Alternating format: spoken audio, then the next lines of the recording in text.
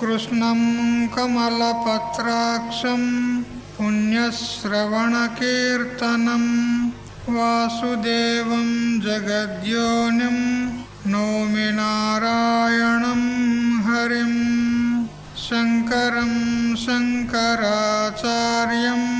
కేశవం బాదరాయణం సూత్రభాష్యకృతౌ వందే భగవంతౌ పునః పునః ఈశ్వరో గురురాత్మేతి మూర్తిభేద విభాగినే వ్యోమవద్వ్యాప్తదేహాయ దక్షిణామూర్తయే నమః యుక్తాహార విహారాయ వివిక్తస్థలవాసినే మలయాళయతీంద్రాయ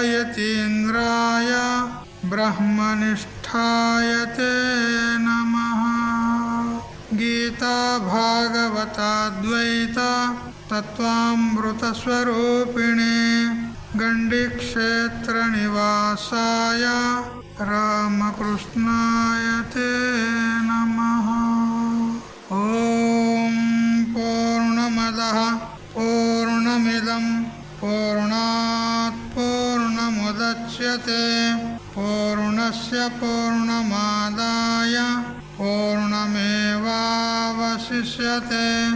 ఓం శాంతి శాంతి శాంతి.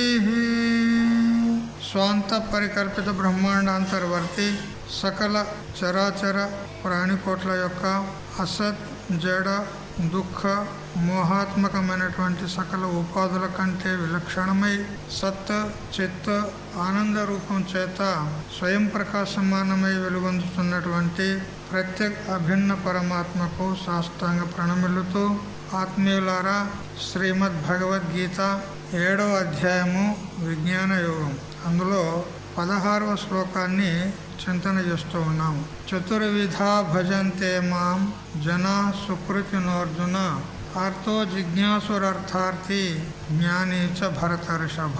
హే అర్జున, హే భరతర్షభ అనంటూ సంబోధిస్తూ సుకృతులు అంటే పుణ్యాత్ములైనటువంటి భక్తులు 4 విధాలుగా ఉంటారు అని చెప్తూ, ఆ 4 భక్తులు ఎవరు అనంటే ఆర్త భక్తులు, జిజ్ఞాసు భక్తులు, అర్థార్థి భక్తులు, జ్ఞాని భక్తులు అని ఈ విధంగా 4 విధాలుగా భక్తులు ఉంటారు అని చెప్తున్నాడు. అందులో 3 గురించి మనం తెలుసుకున్నాం. ఆర్త భక్తులు, జిజ్ఞాసు భక్తులు, మరి అర్థార్థి భక్తులు. వారు ఎలా ఉంటారు, వారి లక్షణం ఏమిటి, మరి ఉదాహరణలు ఏమిటి చెప్పుకున్నాం. ఏతే త్రయః అపి భగవద్భజనేన మాయం తరంతి. ఈ 3 కూడా భగవంతుని యొక్క భజన చేస్తూ మాయను దాటుతారు అని చెప్తున్నాడు. ఇంతకుముందు చెప్పినాడు కదా, మామేవయే ప్రపద్యంతే మాయామేతాం తరంతితే. నన్ను ఎవరైతే శరణు పొందుతారో వారు మాయను దాటుతారు. ఇక్కడ ఈ 3 భక్తులు కూడా భగవంతునికి శరణు పొందినారు కాబట్టి మరి తాను ఇచ్చినటువంటి వచనానుసారంగా వారు మాయను దాటుతారు అని చెప్తున్నాడు. అయితే కించిత్ ఇక్కడ వివేకం ఉంది. తత్ర జిజ్ఞాసు జ్ఞానోత్పత్త్యా సాక్షాదేవ మాయాం తరతి ఆర్తః అర్థార్థీ చ జిజ్ఞాసుత్వం ప్రాప్య ఇది విశేష. జ్ఞాని భక్తుడైతేనేమో సాక్షాత్తుగానే జ్ఞానం కలిగి అతడు తరతి శోకం ఆత్మవిత్ అని చెప్పిన ప్రకారంగా అతడు శోకాన్ని తరిస్తాడు, మాయాన్ని దాటుతాడు సాక్షాత్తుగా. కానీ ఈ 3 ఉన్నారు కదా, వీరు జిజ్ఞాస ద్వారా మాయను దాటుతారు. జిజ్ఞాసు అయితే జిజ్ఞాస ద్వారా మాయను దాటుతాడు, అందులో ఏం సంశయం లేదు. ఇక ఆర్త భక్తులు, అర్థార్థి భక్తులు వారు కూడా మాయను దాటుతారు అంటారు. అంటే సాక్షాత్తుగా కాదు, వాళ్ళు భగవంతుని భజిస్తూ భజిస్తూ జిజ్ఞాసను పొంది జిజ్ఞాస ద్వారా జ్ఞానాన్ని పొంది మాయను దాటుతారు, సాక్షాత్తుగా కాదు. ఏ విధంగా సకామ భక్తులు కర్మలు చేయగా చేయగా చేయగా వారికి పూర్వపుణ్యం ఉదయించి వారిలో ఒకవేళ వైరాగ్యం కలిగినట్లయితే అంతఃకరణ శుద్ధి కలిగి వారు ఆ కర్మను నిష్కామంలోకి మార్చుకొని అంతఃకరణ శుద్ధి ద్వారా వివేకాది సాధనాలను పొంది ముక్తుడవుతాడు అని ఇంత పూర్వం చెప్పుకుంటూ వచ్చాం. అట్లే ఇక్కడ వీరు కూడా జిజ్ఞాస ద్వారా, అంటే జిజ్ఞాస కలగకుండా జ్ఞానాన్ని పొందేందుకు అవకాశం లేదు. అంటే భగవంతునికి సన్నిహిత భక్తుడు జిజ్ఞాసు, జ్ఞాని భక్తుడు సన్నిహితుడు కూడా కాదు, దూరం వాడు కూడా కాదు. జ్ఞాని భక్తుడు చెప్తాడు. ఇప్పుడు జ్ఞానిని అట్లా పెట్టండి. జిజ్ఞాసు భక్తుడు చాలా దగ్గరి భక్తుడు అన్నమాట. ఎందుకంటే అతనికి తెలుసుకోవాలనేటువంటి జిజ్ఞాస ఉంది. పరమాత్మ అంటే ఎవరు, నేనంటే ఎవరు, జగత్ అంటే ఏమిటి తెలుసుకోవాలని జిజ్ఞాస ఉంది. శాస్త్రం కూడా ఏం చెప్పింది? తెలుసుకున్న వానికే మోక్షం. జ్ఞానాదేవతు కైవల్యం, దేవం జ్ఞాత్వా సర్వపాశాపహాని తమేవ విదిత్వా అతిమృత్యుమేతి నాణ్యపంథ విద్యతే అయనాయ. ఇట్లా శాస్త్రం చెప్తుంది. జ్ఞానం చేతనే మోక్షం, ఇంకా ఏ ఉపాయం చేత మోక్షం కలగదు. అందుకని ఇప్పుడు జిజ్ఞాసు జ్ఞానాన్ని పొందాలని కోరుతున్నాడు కాబట్టి అతడు సాధన చేసి జ్ఞానాన్ని పొంది ముక్తుడవుతాడు. ఇక అర్థభక్తులు, అర్థార్థ భక్తులు ఇంకా లౌకికమైనటువంటి ఈషణాలు ఉన్నాయి, వారికి కోరికలు ఉన్నాయి. అందుకని వాళ్ళు ఇంత తొందరగా రారు. వాళ్ళు కర్మ చేయంగా, భజన చేయంగా, ఈశ్వరుని యొక్క అర్చన చేయంగా, ఆ విధంగా కొంతకాలానికి వాళ్ళ లోపల జిజ్ఞాస కలిగితేనే అప్పుడే వాళ్ళు జ్ఞానానికి అర్హులవుతారు, మోక్షానికి అర్హులవుతారు. అందుకని అర్థభక్తులకు, అర్థార్థ భక్తులకు కించిత్ ఆలస్యం ఉంది. జిజ్ఞాసు భక్తుడు జ్ఞానం పొంది ముక్తుడవుతాడు. ఆర్తస్య అర్థార్థినః చ జిజ్ఞాసుత్వ సంభవాత్ జిహాసః చ ఆర్తత్వ జ్ఞానోపకరణార్థార్థిత్వ సంభవాలు ఉభయోహో మధ్య జిజ్ఞాసు ఉద్దిష్ట. ఈ జిజ్ఞాసు భక్తుని ఆర్త భక్తునికి, అర్థార్థి భక్తునికి మధ్యలో పెట్టినాడు శ్లోకంలో. ఆర్తో జిజ్ఞాసుర్ అర్థార్థి అని ఆర్త భక్తునికి, అర్థార్థి భక్తునికి మధ్యలో పెట్టినాడు జిజ్ఞాసు. ఎందుకు? వీరిద్దరు కూడా జిజ్ఞాస ద్వారానే జ్ఞానాన్ని పొంది ముక్తులు కావాలి, సాక్షాత్గా కాదు అని చెప్పినట్లయింది. తదేతేత్రయ సకామాహ వ్యాఖ్యాతాః. ఈ ముగ్గురు కూడా సకామ భక్తులే. అర్థభక్తుడైతే ఏదో కష్టం వచ్చిందని భగవంతుని వేడుకుంటున్నాడు, అతడు కూడా ఒక కామన చేతనే భగవంతుని ఆశ్రయిస్తున్నాడు. ఇక అర్థార్థి సంపద కావాలంటాడు, వాడు సకాముడే. ఇక జిజ్ఞాసు కూడా, వానికి కూడా కోరిక ఉంది, నాకు జ్ఞానం కావాలి, మోక్షం కావాలి అని కోరిక ఉంది. కాబట్టి జిజ్ఞాసు కూడా సకామంలోనే వచ్చేస్తాడు. అందుకని ఈ ముగ్గురు భక్తులు కూడా సకామ భక్తులే అంటాడు. కానీ ఒక్కడు మాత్రము నిష్కామ భక్తుడు. ఎవరు అంటే జ్ఞాని భక్తుడు. అతడు చాలా శ్రేష్ఠుడు అన్నమాట. నిష్కామ చతుర్థ ఇదానే ముచ్చతే జ్ఞాని. నిష్కామ భక్తుడు ఎవరు? జ్ఞాని భక్తుడు. జ్ఞానం అంటే దేనికంటారు? జ్ఞానం కలిగిన వాడు జ్ఞాని. అసలు జ్ఞానం దేనికంటారు? జ్ఞానం అంటాం మనం కదా. భగవత్ తత్వ సాక్షాత్కార. జ్ఞానం అంటే భగవంతుని యొక్క తత్వ సాక్షాత్కారం. తత్వం అంటే యథార్థం, ఉన్నది ఉన్నట్టుగా తెలుసుకుంటే అది తత్వం అంటారు. భగవంతుని యొక్క తత్వం ఏమిటి అంటే నిర్గుణము, నిరాకారము, నిరవయవము, వ్యాపకము, సత్తు, చిత్తు, ఆనంద రూపమైనటువంటిది పరబ్రహ్మ యొక్క వాస్తవ స్వరూపం, తత్వం అది. మరి ఆ పరమాత్మ కూడా జీవుని కంటే వేరుగా లేడు. జీవో బ్రహ్మైవ నాపరః. జీవుడు బ్రహ్మమే. కాబట్టి బ్రహ్మము జీవుని కంటే వేరుగా లేడు అని ఎవరైతే తన స్వరూపాన్ని బ్రహ్మముతో అభిన్నంగా తెలుసుకుంటాడో అతడే తత్వదర్శి. చూసారా, చివరికి ఇక్కడికే రావాలి ప్రతివాడు కూడా. నేనే పరమాత్మను, పరమాత్మయే నేను, నాకంటే పరమాత్మ వేరు కాదు అని ఇట్లా పక్కా నిశ్చయం చేసుకున్నాడే అతడు జ్ఞాని అనపడతాడు. అదే భగవంతుని యొక్క తత్వం. నేను వేరు, భగవంతుడు వేరు అంటే మాత్రం ఎన్నడూ జ్ఞానం కలిగేది ముక్తుడు కాదు. ఇది బాగా గుర్తుపెట్టుకోండి. భగవంతుడు వేరు, ఆయన ఎక్కడో వైకుంఠంలో కైలాసంలో ఉంటాడు, నేను జీవుణ్ణి, నేను అల్పజ్ఞుణ్ణి అనుకుంటే మాత్రము ఎన్నడూ ముక్తి కలగనే కలగదు. నేనే పరమాత్మను అని ఇట్లా నిశ్చయ జ్ఞానం కలిగినప్పుడే అది తత్వ సాక్షాత్కారం అంటారు. దాని చేతనే మోక్షం. మళ్ళీ ఇంకోటి లేదు, వేరే ఉపాయం లేదు. ఒక ఆయన అడిగినాడంట గురువును, ఏమి జ్ఞానమే కావాలన్నా మోక్షానికి? ఇంకా వేరే ఉపాయాలు లేవా?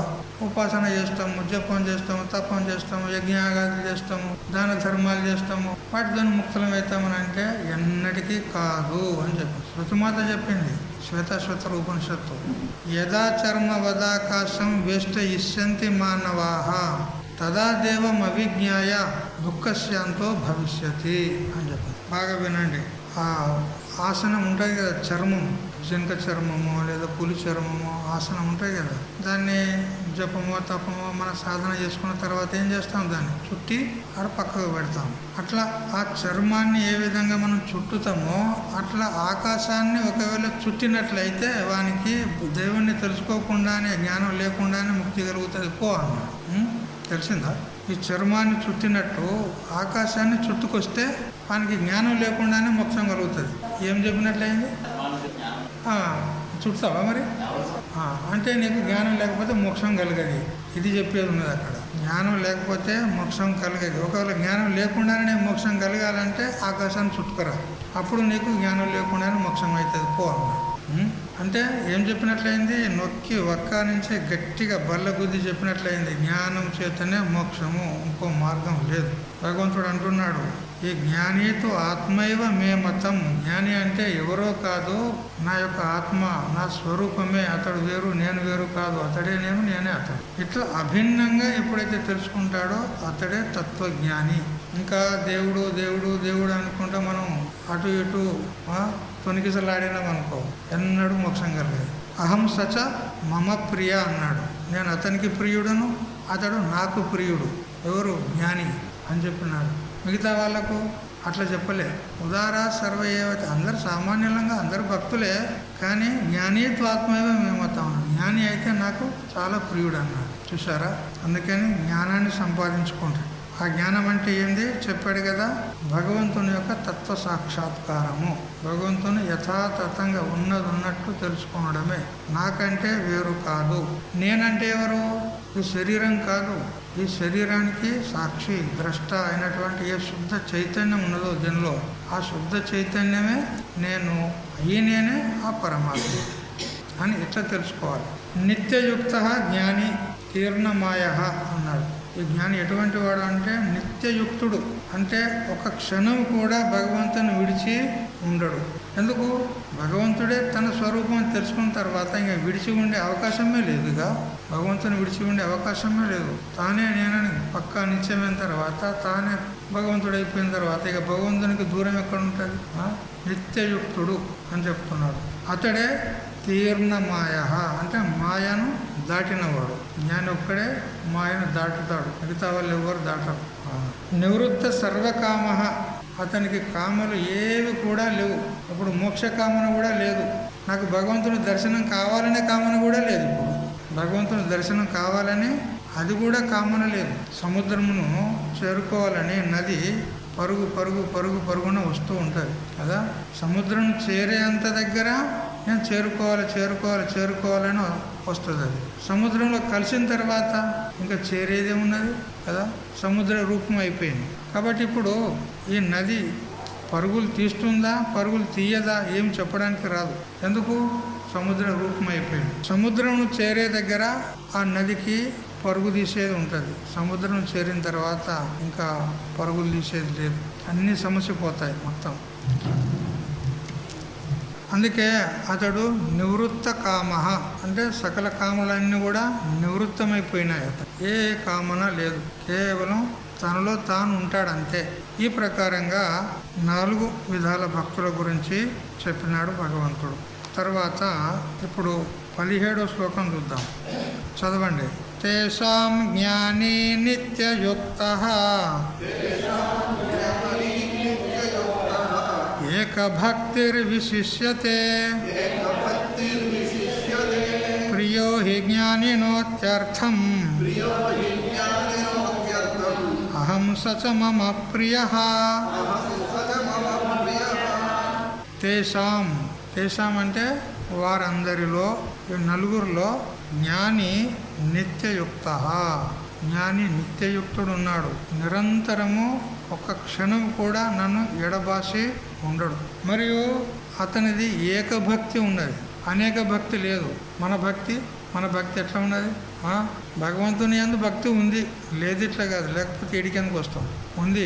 ఇలా పర్సెంటేజ్ తీయండి.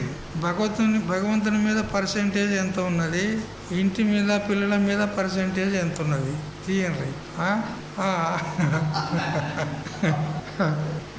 కదా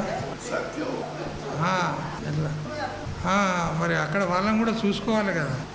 అదే అంటాను నేను, పర్సెంటేజ్ తీయ అంటున్నా. అక్కడ ఎంత పర్సెంటేజ్ ఉన్నది, ఇక్కడ ఎంత పర్సెంటేజ్ ఉన్నది కదా. ఇది ఏకభక్తి కాదు, ఇది వ్యభిచారి భక్తి అంటారు. దీనికి ఏమంటారంటే వ్యభిచారి భక్తి. ఏకభక్తి అవ్యభిచారి భక్తి అంటారు. తెలిసిందా? ఒక సేటుకు బొంబాయి లోపల వ్యాపారం చేస్తున్నాడు. కొత్తపేట నుంచి పోయిండు వ్యాపారం కోసం బొంబాయికి. బాగా వ్యాపారం చేశాడు, బట్ డబ్బులు బాగా సంపాదించాడు. ఇక ఒకసారి మళ్ళా స్వగ్రామానికి రావాలి అనుకున్నాడు. ఆయన ఇంటికి ఫోన్ చేశాడు, నేను వస్తున్నా అని ఫోన్ చేశాడు. అయితే అతనికి 4 భార్యలు, ఒక్కరు కాదు 4 భార్యలు ఉన్నారు. అందరికీ ఫోన్ చేసి చెప్పాడు, నేను వస్తున్నా, మీకు ఇష్టమైనటువంటి వస్తువులు చెప్పండి, నేను వచ్చేటప్పుడు తీసుకొస్తా. మీకు ఇష్టమైన వస్తువులు ఏమేమి కావాలి చెప్పండి, నేను వచ్చేటప్పుడు తీసుకొస్తా. ఒక ఆమె, ఇగో నాకు ఆరోగ్యం మంచిగా లేదు, వచ్చేటప్పుడు మందులు తీసుకురా అని ఒక ఆమె చెప్పింది. ఒక ఆమె మంచి పట్టు వస్త్రం తీసుకురా, నాకు మంచి పట్టు చీర తీసుకురా అని చెప్పి. ఇక ఒక ఆమె నాకు చదువుకోవడానికి మంచి గ్రంథాలు ఏమన్నా ఉంటే పట్టుకురా అని అన్నది. చదువుకోవడానికి మంచి గ్రంథాలు ఏమన్నా ఉంటే తీసుకురా. ఇక ఇంకొక ఆమె 4వ ఏమన్నది, ఇగో నువ్వు క్షేమంగా ఇల్లు చేరుకుంటే నాకు అంతే 10,000, నాకేం అవసరం లేదు అని అన్నది కదా. 4 తీర్లు కోరారు. ఇక వాళ్ళ కోరికల మేరకు వాళ్ళు కోరినట్టుగా ఆ ముగ్గురికి అయితే తీసుకొచ్చాడు.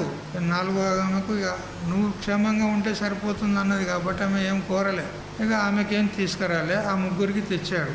ఆమెకు మందులు తెచ్చాడు, ఈమెకు పట్టు వస్త్రం తెచ్చిండు, ఒక ఆమెకు మంచి మంచి గ్రంథాలు తెచ్చి ఇచ్చాడు.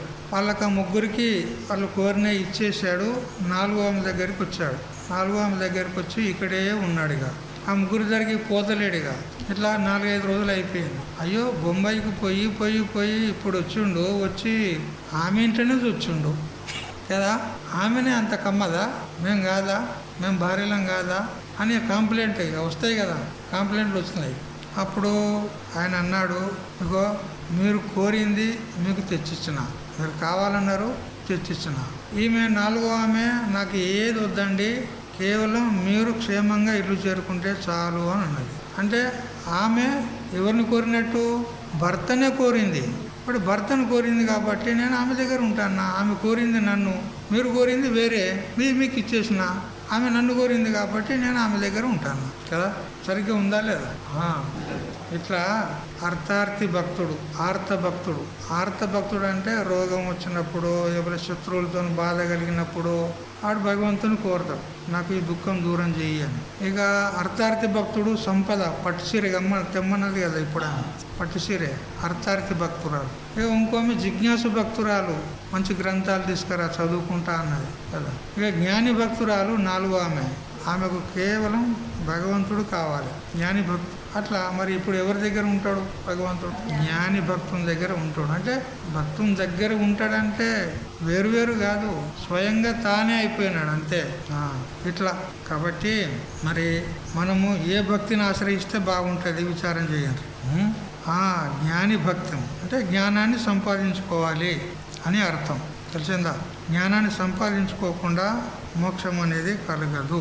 తర్వాత జ్ఞాని చ అని శ్లోకంలో చకారం ఉన్నది. చ అంటే కొందరు నిష్కామ భక్తులు ఉంటారు, గోపికల లాంటి వారు, అక్రూరుని లాంటి వారు, కొందరు నిష్కామ భక్తులు ఉంటారు. వారు కూడా నాకు ప్రియులే అని చెప్పినట్లయింది ఇక్కడ చకారం చేత. ఈ విధంగా వీరిలో నిత్యయుక్తుడు, ఏకభక్తుడు అయినటువంటి వాడు జ్ఞాని విశిష్టుడు. నిత్యయుక్తుడు, ఏకభక్తుడు ఎవరు అంటే జ్ఞాని. ఆ జ్ఞానికి నేను మిగుల ప్రియుడను, నాకును అతడు మిగుల ప్రియుడు. అతనికి నేను ప్రియుడను, నేను అతనికి ప్రియుడిని. ఎందుకు చెప్పండి? ఇప్పుడు భగవంతుడు అంటే తన స్వరూపం కంటే వేరే లేడు కదా, తన ఆత్మనే భగవంతుడు అంటే.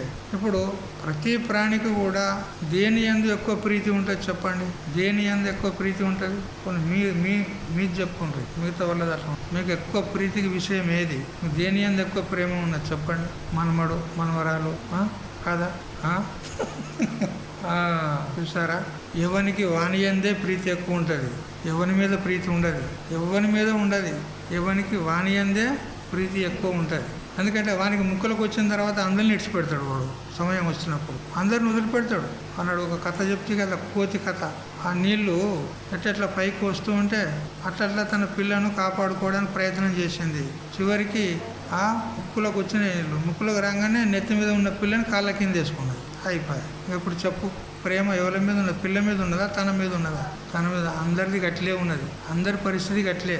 ఎవరు కూడా ఎవరిని ప్రేమించడం లేదు. నవారే సర్వస్య కామాయ సర్వం ప్రియం భవతి, ఆత్మనస్తు కామాయ సర్వం ప్రియం భవతి. ఋతుమాత చెప్పింది అబాధిత సత్యము, ఈశ్వరవాణి ఉన్నది ఇది. చివరికి గురువుకు శిష్యుని యందు ఉన్న ప్రేమ కూడా అది అంతటిదే అంతే. తనకు ముక్కలకు వస్తే శిష్యుని కూడా చల్ పోరా అంటాడు. శిష్యుడు కూడా అంతే. గురువు బరువైంది అనుకో ఎత్తెత్తాడు, పోని ఆ గురువు పోని అంత పోని. ఇవన్నీ జూటా ప్రేమలు. ఇవన్నీ ఎవరికి ఎవరి మీద ప్రేమ లేదు. ఇంతవరకు చెప్పింది భగవంతునికి కూడా నవారే భగవంతుడు కూడా ఎవరైతే ప్రేమిస్తున్నాడో ఆరాధిస్తున్నాడో భగవంతుని కోసమా వీని కోసమా? మరి భగవంతుని మీద ప్రేమ ఉన్నట్ట, వీని మీద వీనికి ప్రేమ ఉన్నట్ట? నిజంగా చెప్పుర్రి. పూజ చేస్తాను, అర్చన చేస్తున్నాం, సహస్రనామాలు పూజలు చేస్తున్నాం. ఎవరి కోసము? ఆ భగవంతుని కోసమా మన కోసమా? మరి ప్రేమ మన మీద ఉన్నట్ట వాని మీద ఉన్నట్ట? స్పష్టంగా తెలుస్తుంది కదా. ఒప్పుకోవాలనే పడుతుంది. ఆ దేవతలు కూడా మనల్ని ప్రేమిస్తున్నారంటే మన కోసం కాదు, వాళ్ళ కోసమే ప్రేమిస్తున్నారు. వాళ్ళకు మనం హవిస్సులు ఇస్తే వాళ్ళు ఆ హవిస్సులు స్వేయించి మనకు వర్షాల ద్వారా పంటలు పండడానికి ఉపకరిస్తున్నారు. వాళ్ళ కోసమే మనల్ని ప్రేమిస్తున్నారు. మొత్తం మీద అబాధిత నియమం ఈశ్వరవాణి ఉన్నది. ఉపనిషత్తు చెప్తుంది. ఈశ్వరుడు ఎప్పుడైనా అబద్ధం ఆడతాడా చెప్పండి? అబద్ధం అనేది ఒక్క పొల్లు, ఒక అక్షరం కూడా లేదు. సత్యం ఉన్నది. అందుకని ఎవరికి వారే ప్రేమించుకుంటున్నారు. తన యందు తనకే మిక్కిలి ప్రేమ ఉంటుంది. మరి ఎప్పుడైతే భగవంతుడు తన స్వరూపుడే అయిపోయాడో అప్పుడు ప్రేమ ఎక్కడున్నట్టు? తన యందే ఉన్నది. అందుకని ఇప్పుడు ఆ భగవంతుడు కూడా తన స్వరూపుడు అయిపోయినాడు, భక్తుని స్వరూపుడు అయిపోయినాడు. ఇప్పుడు భక్తునికి భగవంతునికి తేడా లేదు, భేదం లేదు. అందుకని అతడు నాకు దూరంగా లేడు, నేను అతనికి దూరం లేడు. ఎందుకు? ఆ భేదం అయిపోయింది. ఏదన్నమాట అతి దూరతరం నిజబోధ రూపం గురు శాస్త్రయన్న విలోకయేది యది నికటం గురు శాస్త్రబోధత ప్రకటం స్యాత్ స్వతనౌ స్వయం హితత్ అని అంటూ మాధవాశ్రమం వారు స్వానుభవ దర్శలో చెప్తారు. మనకు గురువు శాస్త్రము ప్రాప్తం కానంత వరకు దేవుడు చాలా దూరంలో ఉంటాడు. ఎక్కడో ఆ తిరుపతి కొండ మీదనో లేకపోతే బద్రీనాథుల్లో, కేదార్నాథుల్లో, వైకుంఠంలో, కైలాసంలో ఉంటాడు. చాలా దూరం ఉంటాడు దేవుడు. కానీ గురుశాస్త్రాన్ని ఆశ్రయించిన తర్వాత చాలా దగ్గరికి పోతాడు భగవంతుడు. ఎందుకు?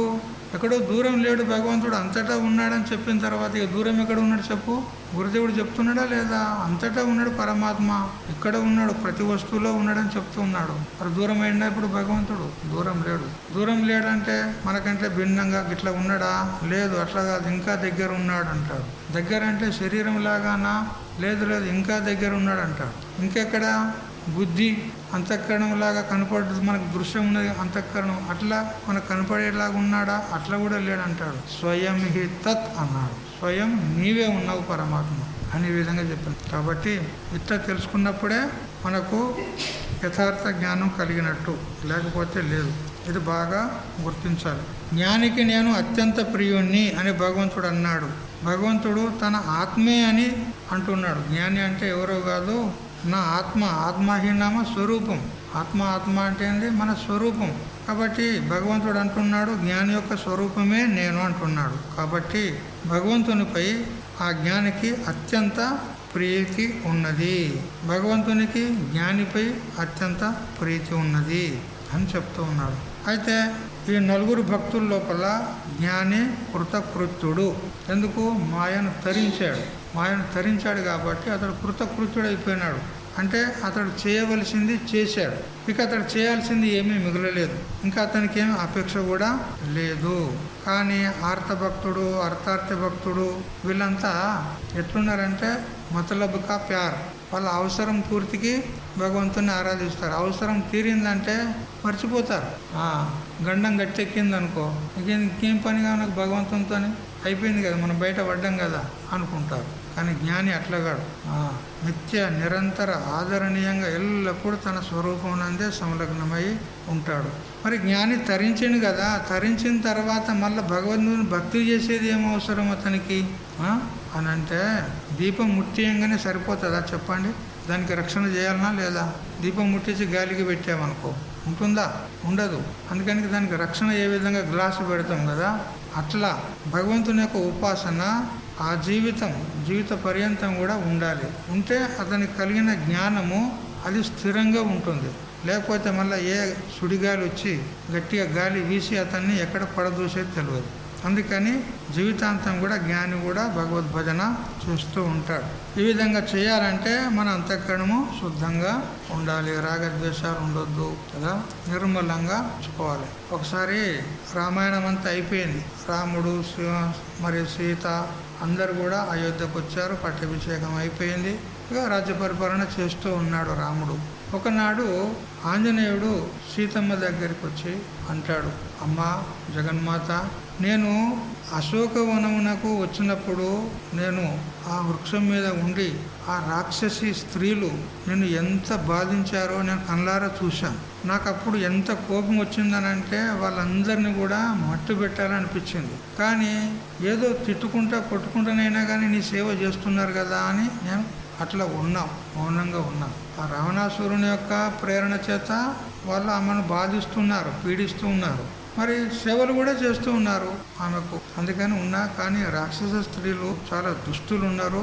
రాముడైతే రాక్షసులను చంపిండు, కానీ రాక్షస స్త్రీలను నేను చంపొస్తా అన్నాడు. ఆడోళ్ళు స్త్రీలు ఉంటారు కదా రాక్షస స్త్రీ, అందరినీ నేను చంపొస్తా అన్నాడు. అప్పుడు సీతామాతాజీ అంటది, వద్దు బిడ్డ, అట్లా చంపొద్దు. వాళ్ళదేం దోషం నాయన, వాళ్ళు రావణాసురుని యొక్క ప్రేరణ చేత వాళ్ళు నన్ను ఆ విధంగా బాధించారే, కానీ వాళ్లకు నాకేమైనా శత్రుత్వం ఉందా? ఏమి లేదు. వాళ్ళకు ఉద్యోగం లాగా చేశారంతే. వాళ్ళకు నా మీద ఏమీ ద్వేషం లేదు, కోపం లేదు. వాడు చేయమంటే చేశారంతే. వాళ్ళదేం తప్పు ఉన్నది? వాళ్ళని ఎందుకు నువ్వు చంపుతావు? చంపొద్దు నాయన, ఆ విధంగా ద్వేషం పెట్టుకోవద్దు ఎవరి మీద. ఉల్టా మనకు అపకారం చేసిన వాళ్లకు ఉపకారం చేయాలి, కానీ వారికి మళ్ళీ అపకారం చెయ్యొద్దు అని అంటదన్నమాట. అప్పుడు ఆ విధంగా చెప్తూ ఆమె ఒక కథ చెప్తుంది ఆంజనేయునికి. ఏమనంటే, ఒక బాటసారి ప్రయాణం చేస్తూ ఉన్నాడు అడవిలో. వాని వెంట ఒక పెద్ద పులి పడింది అని చంపి తినడానికి. వాడు భయపడి పరిగెత్తి ఒక చెట్టు పైన చెట్టు ఎక్కాడు. ఇక పెద్ద పులికి చెట్టు ఎక్కరాదు కదా. చిరుత పులులు అయితే ఎక్కుతాయి. చిరుత పులులు ఉంటాయి కదా చిన్నవి, అవైతే ఎక్కుతాయి. పెద్ద పులికి ఎక్కరాదు. ఇక ఇప్పుడు చెట్టు మీద ఎక్కి ఒక కొమ్మ మీద పోయి కూర్చున్నాడు. అయితే అంతకంటే పూర్వమే ఒక ఎలుగుబంటు ఉంది ఇంకో కొమ్మ మీద.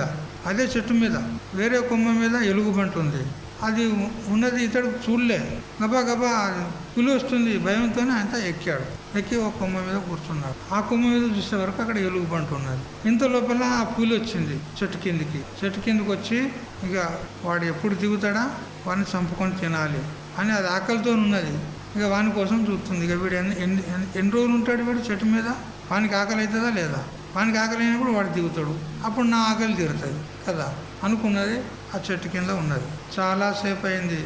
రాత్రి కావస్తుంది. దినమంతా గడిచిపోయింది. రాత్రి కావస్తుంది. వాడు దిగుతలేడు. అప్పుడు ఆ ఎలుగుబంటుతోని ఆ పులి అంటది, ఇగో ఓ ఎలుగుబంటు, వాడు మనిషి ఉన్నాడు. నీకు నాకు ఇద్దరికి శత్రువే. వాడు మనిషి, నీకు శత్రువే నాకు శత్రువే. అందుకని వాడిని కింద పడేస్తే నేను భోజనం చేసి వెళ్ళిపోతా. అప్పుడు ఆ ఎలుగుబంట అంటది, లేదు వాడు భయంతోనూ ఒకటి వచ్చిండు, మళ్ళా నేను ఉన్నటువంటి చెట్టునే వాడు ఆశ్రయించిండు. ఇద్దరం కూడా ఒకే చెట్టు మీద ఉన్నాము. ఇద్దరం ఒకే చెట్టు మీద ఉన్నామంటే మేమిద్దరం బంధువులం. ఇప్పుడు మేమిద్దరం బంధువులం కాబట్టి మేము బంధువును నేను ఎట్లా చంపుతా?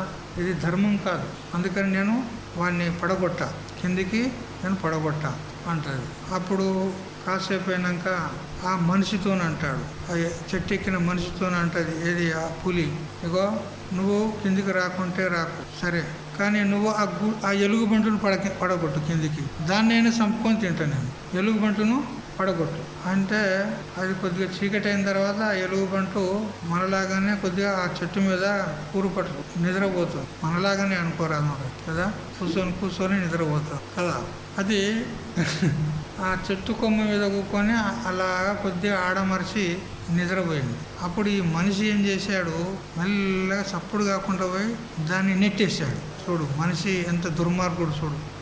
ఆ ఎలుగుబంటుకు మనిషిని పడేయమంటే అదేమో అది పశువు ఉండి కూడా, అది పశువై ఉండి కూడా మనిషికున్న బుద్ధి కంటే ఎక్కువ ఉన్నది దానికి. అది ధర్మాన్ని పాటించింది. లేదు అతడు నా బంధువు ఉన్నాడు, అతడు భయంతో వచ్చి ఆశ్రయించాడు ఇక్కడ, అతను నేను పడగొట్టను, ఇది ధర్మం కాదు అని పశువు అంది. కానీ మనిషికి అంత కూడా నీతి లేదు.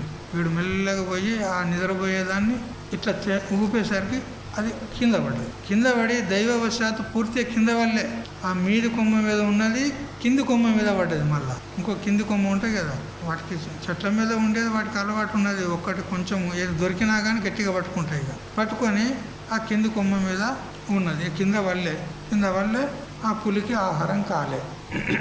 అప్పుడు సీతాదేవి కథ చెప్పి అంటది, చూసావా వాడు అపకారం చేసిండు ఏది ఎలుగుబంటుకు, అయినా కానీ వానికి ద్రోహం చేయలే. ఎలుగుబంటు ఒక పశువు ఉండి కూడా అది ఇతరులకు ద్రోహం చేయలేదు, అపకారం చేసినోనికి కూడా మళ్ళీ అపకారం చేయలేదు.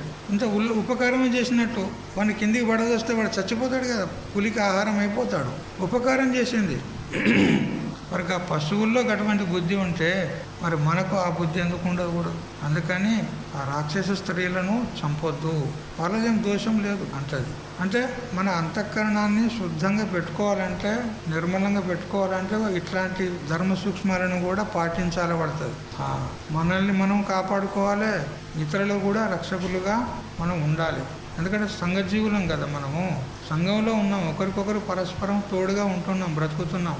అందువల్ల మన అంతఃకరణాన్ని శుద్ధంగా పెట్టుకుంటేనే కానీ మనకు జ్ఞానం కలిగేందుకు అవకాశం ఉంది, లేకపోతే లేదు. భగవంతునికి ప్రీతిపాత్రులం కావు మనం. ఇట్లా ఇక్కడ భగవంతుడు భక్తులను పొగుడుతూ ఉన్నాడు.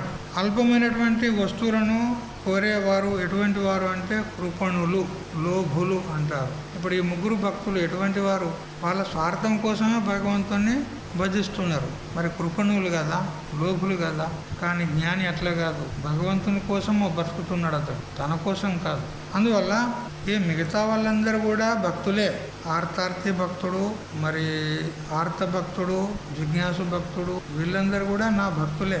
జ్ఞాని మాత్రం నాకు చాలా ప్రియమైన వాడు అంటున్నాడు. మరి ఇక్కడ భగవంతునికి పక్షపాతం ఉన్నట్టుగా తెలుస్తుందా లేదా? మనకు తెలుస్తుంది కదా. జ్ఞాని అంటే చాలా ప్రియుడు అంట అతనికి. మిగతా వాళ్ళు కూడా భక్తులే కదా, మరి వాళ్ళని అంత ప్రేమ ఎందుకు చేయడు అంటే భగవంతుని కూడా పక్షపాతం ఉన్నదన్నట్టు, భేదభావం ఉందన్నట్టు. నిజమేనా? చూడు, అందరు తలకాయలు ఊపుతుంటారు. ఇప్పుడు చలికాలంలో మనం అగ్ని దగ్గర కూర్చుంటే ఏమవుతుంది, మన చలి దూరం అవుతుంది, అంతే కదా. ఒకడు అగ్ని దగ్గరికి రాలేదు, వాని చలి దూరం అవుతుందా? కాదు. మరి ఇప్పుడు వానికి చలి దూరం అయితే లేదు, వీళ్ళకేమో దూరం అవుతుంది. ఇప్పుడు అగ్ని లోపల పక్షపాతం ఉండదంటావా? వాడు వస్తలేడు, అగ్నిని ఏం చేయమన్నావు? అట్లా భగవంతుని దగ్గరికి వాళ్ళ దగ్గరికి వస్తలేరు. వాళ్ళు పై అన్నీ అవోటి ఇప్పుడు పట్టుసీర తెమ్మన్నట్టుగా కదా, అవోటి కోరుతారు. కోరితే వాళ్ళకి అవి ఇచ్చి అటే కొడుతున్నా, మరి నేనేం చేయాలి? వాళ్ళకి ఏం కావాలి అడిగింది ఇస్తున్నా, వాళ్ళు తీసుకొని అటే పోతాను కానీ ఇటు వస్తలేరు, మరి నేనేం చేయాలి? కానీ జ్ఞాని భక్తుడు అన్నీ వదిలేశాడు, మొత్తం ప్రపంచాన్నే మొత్తం వదిలేసి నన్నే చేరినాడు. అతడు నాకు ప్రియుడు ఉన్నాడు. మరి ఇప్పుడు నా దోషమా వాళ్ళ దోషమా? ఎవరి దోషం? భక్తుల యొక్క దోషమే. సర్వమును త్యాగం చేసి భగవంతుని శరణాగతి అయిన తర్వాత భగవంతుడు ఎందుకు చేరదీయడు చెప్పు? అది పొద్దున చెప్పుకున్నాం లేదా? గజేంద్రుని దగ్గరికి ఎట్లా ఊరుకొచ్చాడు, అట్లా మనల్ని రక్షిస్తాడు. అందువల్ల ఇక్కడ భగవంతునిది ఏమీ దోషం లేదు అని చెప్తూ ఉన్నాడు. తర్వాత అదే విషయాన్ని చెప్తూ ఉన్నాడు. ఉదారా సర్వ ఏవైతే జ్ఞాని త్వాత్మైవ మే మతం అన్నాడు. అందరూ ఉదార భక్తులు, అందరూ నా భక్తులే. కానీ జ్ఞాని ఎవరైతే ఉన్నారో అతడు నా యొక్క ఆత్మ అన్నాడు, నా స్వరూపం అన్నాడు. అతడే ఉత్తమమైనటువంటి గతిని పొందుతాడు, అంటే మోక్షాన్ని పొందుతారు. మిగతా వాళ్ళకు మోక్షం దొరకదు. అయితే వస్తారు, వాళ్ళు కూడా క్రమేణా వస్తారు, కానీ ఇప్పుడు మాత్రం దొరకదు అని చెప్తారు. ఈ విధంగా సాధన చేసే వాళ్ళ లోపల ఒక్కొక్కరికి ఈ జన్మలోనే జ్ఞానం కలగవచ్చు, తీవ్రతర సాధన చేస్తే. ఒక్కొక్కరికి 2 జన్మలు 3 జన్మలు పట్టవచ్చు. ఏకేన జన్మన వామదేవ భరతస్య 3 జన్మభిః అని అంటూ విద్యారణ్య స్వామి పంచదశలో చెప్తాడు. వామదేవునికి 1 జన్మ ప్రతిబంధకం ఉండే. ఈ జన్మలోనే అతడు బాగా సాధన చేశాడు, సాధన పరిపక్వతకు వచ్చేసింది, జ్ఞానం కలిగి ముక్తుడయ్యేదే తడ ఉండే.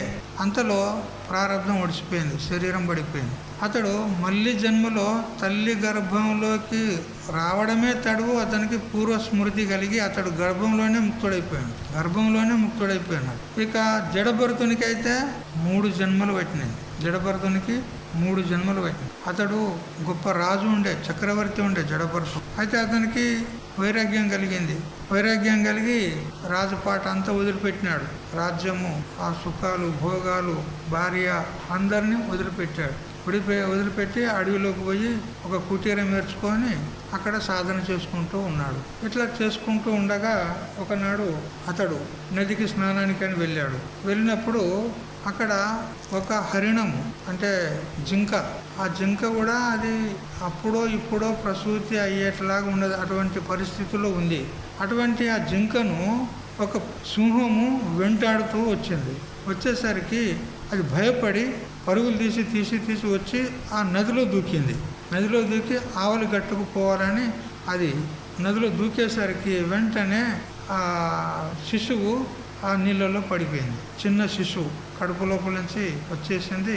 ఆ శిశువు నదిలో పడిపోతే ఆ తల్లేమో ఈదుకుంటూ ఆవలి గట్టుకు పోయింది. అది అక్కడనే చచ్చిపోయింది. అది ఇక పిల్ల ఆ చిన్న శిశువు కొట్టుకుపోతుంది నదిలో. అది చూశాడు ఇతడు, ఈ జడభరతుడు. అయ్యో పాపం, తల్లి ఏమో చచ్చిపోయింది, ఈ పిల్లేమో నదిలో కొట్టుకుపోతుంది అని దాన్ని తీశాడు బయటకు. తీసి ఇప్పుడు దీనికి తల్లి లేదు, మరెవరు కూడా దాన్ని పోషించేవారు ఎవరు దిక్కులేరు. ఇప్పుడు నా చేతికి వచ్చింది, అందుకని మానవతా ధర్మం అనండి లేదా జీవ సాధారణ ధర్మం అనండి, ఏదైనా కానీ ఇప్పుడు దీన్ని రక్షించే బాధ్యత నాది అనుకున్నాడు. ఎవరు లేరు కదా దానికి, దీన్ని రక్షించే బాధ్యత, దీన్ని పోషించే బాధ్యత నాది అనుకున్నాడు. ఆ కుటీరంలోకి తెచ్చుకున్నాడు. తెచ్చుకొని ఇక ఆవు పాలు అవి ఇవి దానికి పోసుకుంటూ దాన్ని మెల్లమెల్లగా పెంచుతూ ఉన్నాడు. ఎట్లా పెంచుతూ ఉంటే దాని మీద అతనికి అంత మచ్చిక పెరుగుతూ ఉంది. ఇక ఆ జింక పిల్ల కూడా ఇతన్ని విడవలేకుండా అతని వెంటనే తిరుగుతూ ఉంది కదా, మచ్చిక అయిపోయింది. ఇక అట్లా ఆ జింక పిల్లకు ఇతనికి ఇక గాఢమైనటువంటి ప్రేమ, మమకారం ఏర్పడింది దాని మీద. ఈయన పూజ చేసుకుంటూ అటు చూస్తాడు, ఎక్కడ పిల్ల అవతలికి ఆ జంగల్లో పోయానంటే అడవిలోకి పోయానంటే అన్న తోడేళ్ళు, నక్కలు, పుళ్ళు ఏమన్నా ఉండి ఎత్తకపోతాయి అని ఇటు పూజ చేసుకుంటా అటు చూస్తాడు, మళ్ళా ధ్యానం చేసుకుంటా ఇటు చూస్తాడు, మళ్ళీ ఎక్కడ వాయని చూసినవా. ఇప్పుడు దాని మీద మమకారం పెట్టుకోవడం లోపల వీని పూజ పాట అన్నీ మొత్తం సర్వనాశనం అయిపోయినాయి కదా, మమకారం. ఈ విధంగా ఇక ఒకనాడు అది రాత్రి దగ్గర రాలేదు. అప్పుడు ఇక మొత్తము పూజ పాట అన్ని ఇడిచిపెట్టి దానికోసం తిరుక్కుంటూ ఊకున్నాడు. ఇక ఎట్లా దొరకబట్టుకొని తెచ్చున్నాడు. తెచ్చి ఇక దాన్ని ఇక అనుక్షణం ఇక దాన్నే చూస్తున్నాడు. ఇక ఎక్కడైనా పోతుందా, ఏమన్నా అవుతుందా, దానికి మేత ఏమి, నీళ్ళు ఏమి అన్ని దాన్ని చూస్తున్నాడే సరిపోతుంది. ఇక పూజ అంతా పక్కకు పెట్టండి, ధ్యానం లేదు ఏం లేదు, దాని ధ్యానమే అవుతుంది. కన్ను మూసుకుంటే అదే కనపడుతుంది, భగవంతుడు కాదు. కన్ను మూసుకుంటే ఆ జింక పిల్లనే కనపడుతుంది. అంత మక్కువ ఏర్పడింది, మమకారం ఏర్పడింది. చివరికి అతని శరీరము ఎన్ని రోజులు ఉంటుంది, ప్రారంభం తీరిన తర్వాత అతని శరీరం పడిపోయింది. ఆ శరీరం పడిపోయేటప్పుడు కూడా ఆ జింక పిల్లనే ధ్యానం చేసుకుంటూ శరీరాన్ని వదిలాడు. అంత కాలేచ మామేవ స్మరణముక్త కలేవరని భగవంతుడు చెప్పినట్టు, అంత్యకాలంలో మనం ఏ విధంగా భావనతో శరీరాన్ని వదులుతామో ఆ భావాన్ని పొందుతాము అని 8వ అధ్యాయంలో, ఇప్పుడు తర్వాత అధ్యాయం అదే చెప్తాడు. అంత్యకాలంలో మనకు స్మరణ ఎట్లా ఉంటే వచ్చే జన్మ అది అటువంటిదే వస్తుంది. ఆ జింక పిల్లని గుర్తు చేసుకుంటూ అతడు శరీరాన్ని వదిలాడు కాబట్టి మళ్ళీ జన్మ లోపల అతడు జింక పిల్లగా పుట్టాడు. చూసారా, జింక పిల్ల పుట్టి అదే కుటీరం చుట్టూ అక్కడనే తిరుగుతూ ఉన్నాడు. అన్ని గుర్తున్నాయి, పోయిన జన్మలు అన్నీ గుర్తున్నాయి. కానీ జింకపిల్ల శరీరం. అప్పుడు నేను ఇక్కడ జపం చేసుకునేవాడిని, ఇక్కడ స్నానం చేసేవాడిని, ఇక్కడ చదువుకునేవాడిని, ఇక్కడ జింకపిల్లనుకు మేత అవి వేసేవాడిని, అవన్నీ గుర్తున్నాయి. ఇక ఆ జింకపిల్ల అయి ఉండి కూడా పూర్వజన్మ సంస్కారం ఉన్నది కాబట్టి అది ఏకాదశి వస్తే ఏకాదశి వ్రతం చేసేది ఆ జింకపిల్ల. కొన్ని ఇట్లా ఉంటాయి. ఋషికేశ్లో ప్రత్యక్షంగా చూసినాం మేము. ఒక కుక్క ఉండే కైలాసాశ్రమంలో ఒక కుక్క ఉండే. అది ప్రతి ఏకాదశికి అన్నం తినకపోయేది, పాలు పోసినా కూడా తినకపోయేది, మరునాటే తినేది. అట్లా పశువులు కూడా ఏకాదశి వ్రతం చేస్తాయని చెప్పింది. ఇట్లా ఈ జింకపిల్ల కూడా అట్లా ఏకాదశి వ్రతం చేసేది. అట్లా ఇట్లా మళ్ళీ చివరికి ఆ శరీరం కూడా పోయింది, మళ్ళీ మనిషి శరీరం వచ్చింది. 3వ జన్మ కదా. ఆ 3వ జన్మ లోపల అతనికి అప్పుడు తెలిసింది, నేను జింకపిల్ల మీద మోహం పెట్టుకున్నందుకు మళ్ళీ జన్మ రావాల్సి వచ్చింది, ఇప్పుడు దేని మీద మోహం పెట్టుకునేది లేదు అని అప్పుడు బుద్ధి జాగృతి అయ్యి ఇక అప్పుడు భగవద్భజన లోపల తీవ్రతరంగా సాధన చేసేది మొదలుపెట్టాడు. అట్లా 3వ జన్మలో అతనికి జ్ఞానం కలిగింది. అందుకని ఏకేన జన్మన వామదేవ భరతస్య త్రిజన్మభి అని విద్యారణ్య గురుదేవులు చెప్పినారు. ఈ జడభరతుని కథ మీకు అందరికీ బహుశా భాగవతం చదివిన వాళ్ళకి తెలుసు. ఈ ప్రకారంగా భక్తులు అనేక మంది ఉంటారు, కానీ ఎవరికి ఎప్పుడు జ్ఞానోదయం అవుతుంది వాళ్ళ సాధన మీద అవలంబనం ఉంటుంది అంతే. కానీ జ్ఞాని అయినటువంటి వానికి మాత్రం ఈ జన్మలోనే ఇప్పుడే ముక్తి కలుగుతుంది అని చెప్తూ ఒక శ్లోకాన్ని చెప్తున్నాడు ఇక్కడ భగవంతుడు. ఏమిటది అని అంటే చదవండి. బహూనాం జన్మనామంతే జ్ఞానవాన్ మాం ప్రపద్యతే వాసుదేవ సర్వమితి సమహాత్మాసు దుర్లభః. బహూనాం జన్మనాం అంతే, అనేక జన్మల యొక్క చివరిలో అతని ప్రారంధం ఏ జన్మలనైతే అతని జ్ఞానము ఇవ్వాలని సంకల్పం ఉందో, ప్రారంధం యొక్క నియతి ఉందో, ఆ చివరి జన్మలో అతడి జ్ఞానాన్ని పొంది ముక్తుడవుతాడు. ఆ జ్ఞానం ఎటువంటి జ్ఞానము? వాసుదేవ సర్వమితి. ఈ సర్వం కూడా వాసుదేవుడే, వాసుదేవుని కంటే అన్యం ఎత్కించేది కూడా లేదు అని సర్వత్రా బ్రహ్మ దర్శనం చేసినటువంటి మహాత్మా, అటువంటి మహాత్ముడు సుదుర్లభ, చాలా దుర్లభము అంటాడు. కాబట్టి అనేక జన్మలు పోతాయి. మెల్లమెల్లగా వాళ్ళు చిన్నగా ఏదో ఇంత జపము తపము అదో తీర్థయాత్రలు చేసేది, దాన ధర్మం చేసేది, మెల్లమెల్లగా చేయగా ఒక్కొక్క జన్మ లోపల ఇంత ఎక్కువ సాధన చేసుకుంటూ పోను చివరిలో ఏదో ఒక జన్మలో అతడు జ్ఞానాన్ని పొంది ముక్తుడవుతాడు. ఒక జన్మలో జ్ఞానం కలగదు కదా. మనం కూడా పూర్వజన్మలో ఏదో ఎంతో అంత పుణ్యం చేసుకొని వచ్చినాం కాబట్టి ఇవాళ ఈడదానికి వచ్చినాం మనం, అంతే కదా. మరి ఇప్పుడు మీరు తీవ్రతర సాధన చేసినట్లయితే ఈ జన్మలోనే ముక్తులవుతారు.